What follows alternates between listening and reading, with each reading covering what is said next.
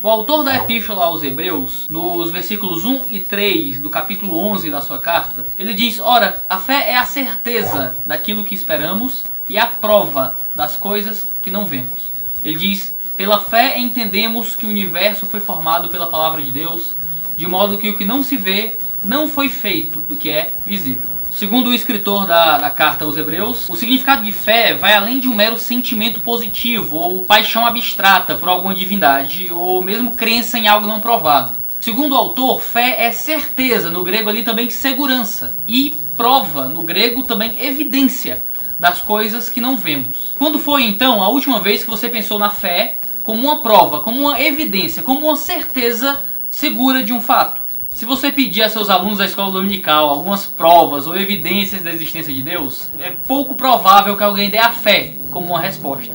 Nós racionalizamos a fé geralmente como um tipo de resposta emocional a certas proposições ou como alguma boa vontade pela existência do divino, mas poucos a descreveriam como uma evidência para qualquer coisa. Evidências, pensamos, precisam ser palpáveis, comprováveis, testáveis e compartilháveis. De que vale uma prova que não pode ser exposta a outro ou testada em laboratório, que seja de existência percebida apenas pelo indivíduo que a possui? De certo, eu posso dizer que a fé é um tipo diferente de evidência, uma vez que ela só é válida de alguma forma ao possuidor da mesma no primeiro momento. Mas quem disse que uma evidência pessoal é menos evidência que uma fisicamente apresentável? Internamente, os crentes possuem uma prova absoluta para suas crenças. Prova essa que não pode ser transferida a outro como se passa um fóssil de mão em mão, mas que não se torna menos real por isso. É uma prova, sim, pessoal e intransferível, mas real para aquele que a possui, sendo transmitida apenas pelo próprio Deus através do seu Espírito. O autor de Hebreus prossegue, então, e poucas palavras adiante, ele diz que a fé é um meio pelo qual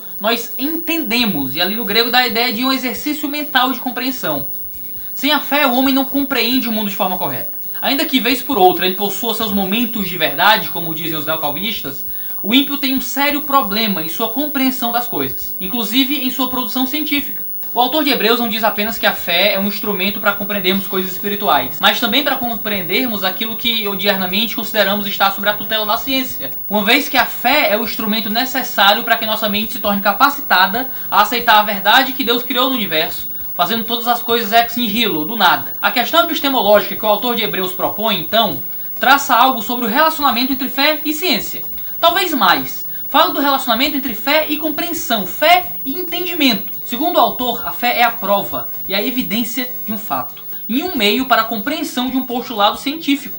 A fé, para o crente, é um instrumento de entendimento e compreensão da realidade e da ciência. É pela fé, antes de tudo, que acreditamos que Deus criou tudo por meio de sua palavra e deu origem ao universo pela sua santa vontade. Podemos crer que existe uma série de evidências para isso em todos os ramos do conhecimento humano, mas a fé sempre será a nossa base primeva para a interpretação correta do mundo. O pressuposicionalismo cristão defende que a fé em Cristo e em sua revelação é o pressuposto básico e fundamental para qualquer análise correta do mundo. Ignorando esse axioma, qualquer postulado a respeito do direito, da filosofia, da cultura, da sociedade, da política e sim da ciência tendem ao erro e ao fracasso intelectual. O ímpio, por não ter fé, não entende como deveria. Na Epístola aos Romanos, Paulo escreve, a partir do versículo 18 do capítulo 1, que ao homem que ignora a existência de Deus e os atributos de Deus a partir da criação, Deus lhe obscurece o entendimento. O argumento ali parece ser que a partir do momento em que o homem nega, o homem ímpio, o homem caído nega essas ligações fundamentais de que se existe uma criatura, obviamente deveria existir um criador, se nem essa percepção o ímpio consegue ter, então como é que ele vai ter uma percepção mais profunda, mais acurada, de compreender coisas que talvez cobrem da mente humana ainda mais? Isso não quer dizer que o ímpio não realize boa ciência, isso não quer dizer que o homem que não conhece a Deus não possa falar coisas corretas sobre o mundo à sua volta, mas até isso vem como uma atuação da graça e da manifestação divina no homem que é criado à sua imagem. É constante que muitos proponham que a Bíblia deve ser analisada à luz da ciência, mas esse texto de Hebreus nos propõe que na verdade a ciência deveria ser analisada à luz da fé cristã. Infelizmente, o suposto diálogo entre fé e ciência proposto por alguns crentes nada mais é que um monólogo onde os cristãos precisam revisar sua teologia sempre com base nas descobertas científicas, nunca o contrário.